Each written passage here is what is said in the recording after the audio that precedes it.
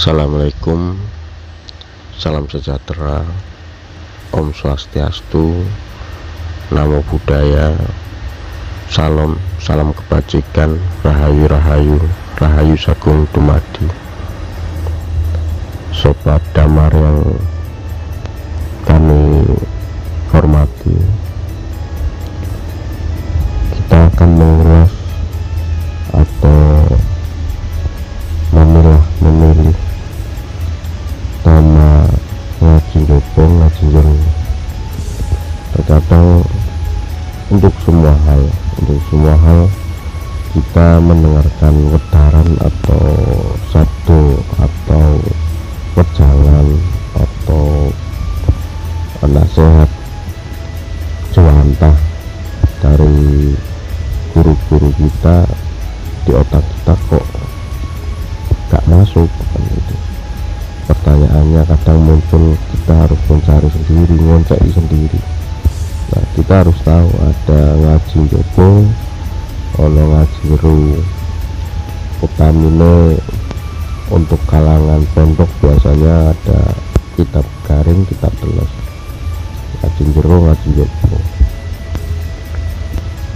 Kita kasih contoh seperti gini, ketika kita mendengar guru kita bilang sabar atau pasrah, ada dua kategori dalam penjabaran.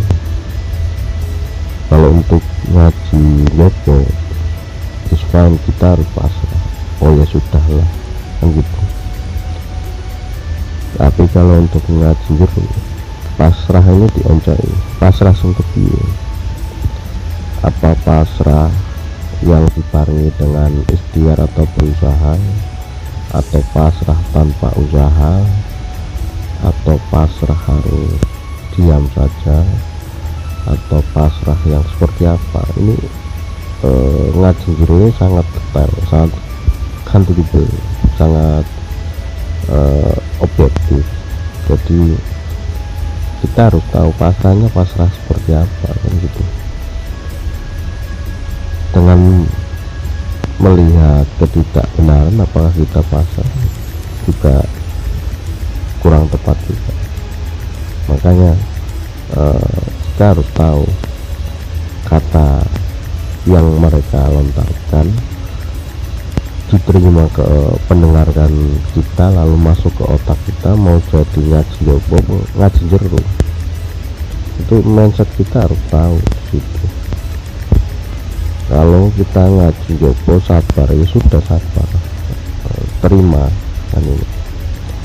Tapi kalau untuk ngaji jero sabar, kita dari lahir sudah sabar. Bayi yang lahir meninggal tidak sabar begitu. Ketika bayi lahir sampai dewasa itu sudah sabar, mau dimasuki dengan aturan orang tua, mau diperintah orang tua, mau diatur orang tua, itu sudah sabar. Nah, makanya dari orang luar antara sabar dan kebodohan bedanya tipis. Kalau kita masuk ke ngaji jero, ya beda sekali. Kebodohan dan sabar sangat beda. Sabar itu menanti momen, timing yang pas untuk kita melaju, untuk kita fighting, untuk kita melawan. Sedangkan bodoh, jangankan berpikir gitu, jangankan berpikir, masuk ke telinga otak, masuk ke telinga terus masuk ke otak saja tidak nyantol istilahnya gitu. Nah, tapi kalau kita jabarkan lagi, tidak ada orang bodoh, karena faknya orang sendiri-sendiri. Oh, itu nanti melebar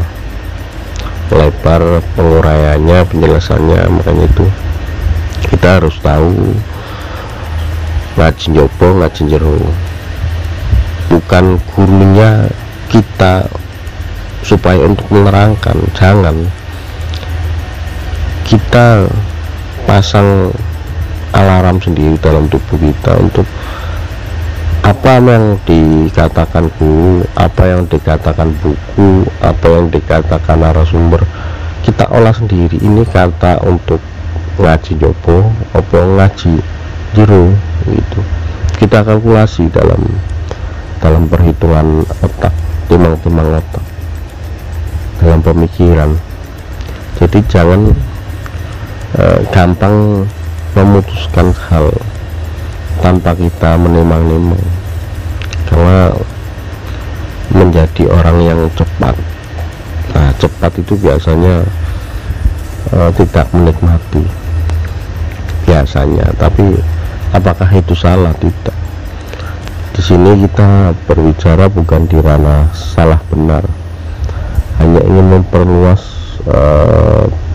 dengan pemikiran saudara jenengan pendengar Damar Maya menjadi sebuah pemikiran yang luas, yang smart, yang bisa menimang-nimang dengan sudut pandang yang sangat jernih. Jadi sekali lagi kita Damar Maya ingin berupaya ingin mencerdaskan. Entah kita tidak terkenal, entah kita tidak punya nama, atau kita tidak dihargai, itu urusan belakang. Itu memang resiko kita yang kita mau terkenal. Tapi kita senang kalau pemirsa pendengar menjadi lebih pintar, cerdas, hebat daripada saya yang bicara ini, karena suatu kebanggaan kita masuk ke pola pikir mereka dengan kata-kata yang keluar dari mulutku, mulutnya teman-teman Damar Maya, ditimang-timang oleh saudara, oleh kawan-kawan pendengar setia Damar Maya. Jadi sambutlah kebajikan dengan hati yang tulus, hati yang jernih. Ilmu kita yang merangkai, ilmu pakemnya sama, sarananya berbeda-beda dari dulu sampai sekarang, masanya berbeda. Jadi kita harus tahu konsekuensinya dari ilmu itu sendiri. Kita harus cerdas, harus semangat menjalani hidup yang penuh tantangan, dimana banyak orang pintar-pintar, pemikirannya yang sangat luas, tapi dia tidak bisa objektif. Mereka hanya subjektif karena literasinya dari Google, dari YouTube, dari orang-orang yang tidak pernah mengalami. Mereka hanya dari katanya dan katanya seterusnya.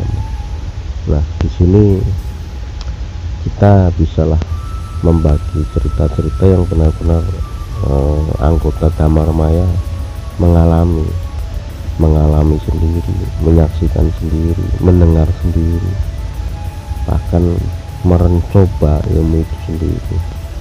Apakah benar semua yang dikatakan seperti itu? Apakah benar ilmu Jawa? Apakah benar kalender Jawa punya hitungan dalam musim Rano Pemongso, Weton Wuku, kan gitu. Jadi untuk sahabat Damar Maya, semoga tidak bosan dan semoga tambah cerdas, menjadi sosok yang bisa unggul di tempatnya masing-masing. Mungkin cukup sekian. Bila ada salah, mohon maaf yang sebesar-besarnya. Sebentar lagi mungkin ya perlu dicoba untuk saya live tampil lah, mugi-mugi terlaksana. Itu bermanfaat, itu bersahabat, indahnya saling berbagi dalam kebajikan. Salam rahayu saking dumadi, mugi Gusti amberkati kita sedaya. Wassalam.